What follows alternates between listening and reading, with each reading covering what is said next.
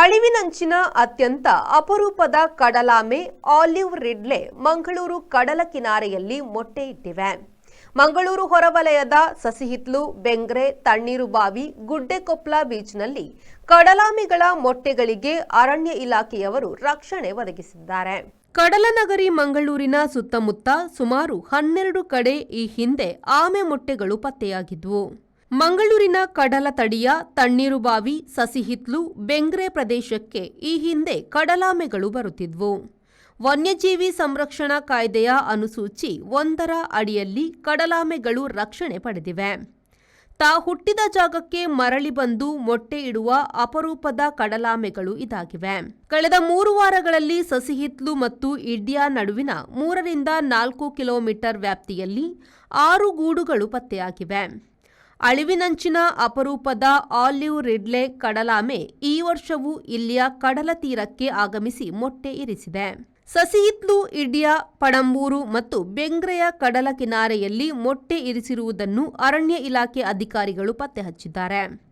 ಒಂದೆಡೆ ಸುಮಾರು 100 ರಿಂದ 120 ಮೊಟ್ಟೆ ಇರಿಸಿರುವ ಸಾಧ್ಯತೆ ಇದ್ದು, ಅವುಗಳನ್ನು ಅರಣ್ಯ ಇಲಾಖೆಯಿಂದ ಸ್ಥಳೀಯ ಮೀನುಗಾರರ ಮೂಲಕ ಸಂರಕ್ಷಿಸಲಾಗಿದೆ.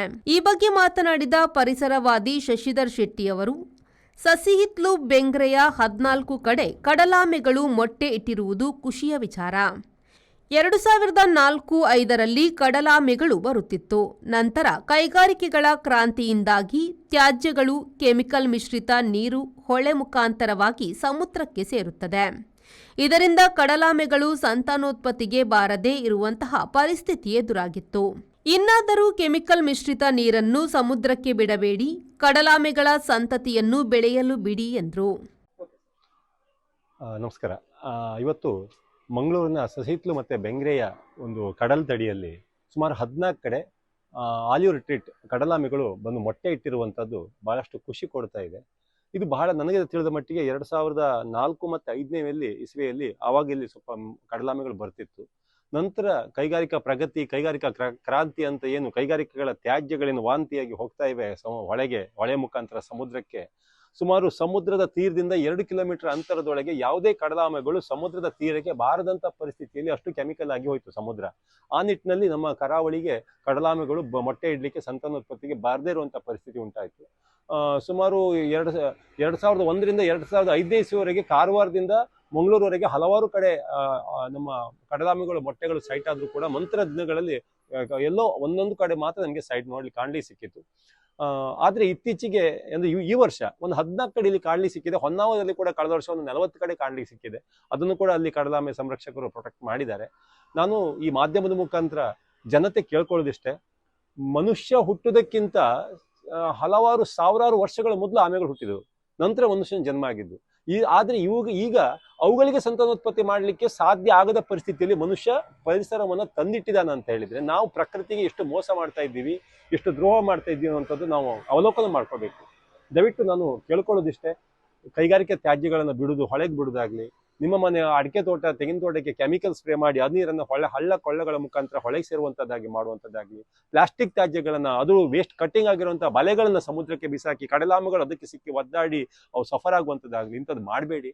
ನೀವು ಯಾವುದೇ ದೈವ ದೇವತೆಗಳಿಗೆ ನೀವೇನು ಪೂಜೆ ಮಾಡ್ತೀವಿ ನೋಡಿ, ಕಣ್ಣಿಗೆ ಕಾಣುವಂಥ ಪ್ರಕೃತಿಯ ಸಮಸ್ತ ಜೀವಿಗಳು ನಮಗೆ ದೇವರುಗಳೇ. ಅವುಗಳನ್ನ ನಾವು ರೆಸ್ಪೆಕ್ಟ್ ಕೊಡಬೇಕಿದ್ರೆ ನಾವು ನಮ್ಮ ಜೀವನದಲ್ಲಿ ಕೆಲವೊಂದು ತತ್ವಗಳನ್ನ ಅಳವಡಿಸ್ಕೊಳ್ಬೇಕು. ಅವುಗಳನ್ನ ರೆಸ್ಪೆಕ್ಟ್ ಮಾಡಿ ಎಲ್ಲಾದ್ರೂ ಕಡಲಾಮೆ ಮರಿಗಳು, ಮೊಟ್ಟೆಗಳು ಕಂಡು ಬಂದಲ್ಲಿ ಅವುಗಳನ್ನ ರಕ್ಷಣೆ ಮಾಡಿ, ಅವುಗಳು ಅವುಗಳ ಏನು ಸ್ವಸ್ಥಾನಕ್ಕೆ ಹೋಗುವ ಹಾಗೆ ಅವುಗಳನ್ನ ರಕ್ಷಣೆ ಮಾಡಿ ಅಂತ ಈ ಮಾಧ್ಯಮದ ಮುಖಾಂತರ. ಆಲಿವ್ ರಿಡ್ಲೆ ಆಮೆಗಳು ನಾಚಿಕೆ ಸ್ವಭಾವದವು ಹಾಗೂ ಆಮೆಗಳಂತೆ ನಿಧಾನವಾಗಿ ಸಂಚರಿಸುತ್ತವೆ. ಮಧ್ಯರಾತ್ರಿ, ಮುಂಜಾನೆ ತೀರಕ್ಕೆ ದೊಡ್ಡ ಅಲೆಗಳ ಮೇಲೆ ಜಾರಿ ಜೊತೆಯಾಗಿ ಬಂದು ಮೊಟ್ಟೆ ಇರಿಸಿ ಸಮುದ್ರಕ್ಕೆ ಮರಳುತ್ತವೆ. ಅಚ್ಚರಿಯೆಂದರೆ ಮೊಟ್ಟೆ ಇರಿಸಿದ ಬಳಿಕ ಅವು ಇತ್ತ ಕಡೆ ಬರುವುದೇ ಇಲ್ಲ. ಮೊಟ್ಟೆಗಳು ತಾವಾಗಿ ಒಡೆದು ಮರಿಯಾಗುತ್ತವೆ.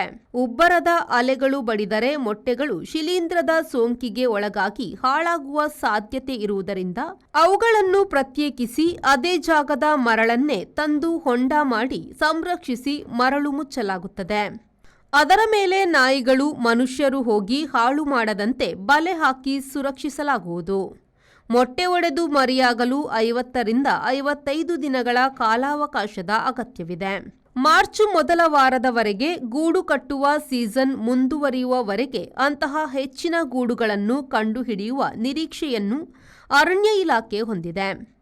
6 ಗೂಡುಗಳ ಪೈಕಿ 4 ಗೂಡುಗಳು ಹೆಚ್ಚಿನ ಉಬ್ಬರವಿಳಿತದ ನೀರಿನ ಮಿತಿಯಲ್ಲಿದ್ದ ಕಾರಣ ಸುರಕ್ಷಿತ ವಲಯಗಳಿಗೆ ಸ್ಥಳಾಂತರಿಸಲಾಗಿದೆ. ಅರಣ್ಯ ಇಲಾಖೆಯು ಗೂಡುಗಳನ್ನು ಜಾಲರಿ ಬಲೆಯಿಂದ ರಕ್ಷಿಸಿದೆ ಮತ್ತು ಅವುಗಳನ್ನು ವಾಚರ್ಗಳು ಸಹ ರಕ್ಷಿಸುತ್ತಿದ್ದಾರೆ. ಮೊಟ್ಟೆಗಳು ಹೊರಬರಲು 48 ರಿಂದ 52 ದಿನಗಳನ್ನು ತೆಗೆದುಕೊಳ್ಳುತ್ತದೆ. ಒಟ್ಟಿನಲ್ಲಿ ಅಳಿವಿನ ಅಂಚಿನಲ್ಲಿರುವ ಆಲಿವ್ ರಿಡ್ಲೆ ಕಡಲಾಮೆಗಳು ಮಂಗಳೂರಿನ ಕಡಲ ಕಿನಾರೆಯಲ್ಲಿ ಮೊಟ್ಟೆ ಇಡುತ್ತಿವೆ.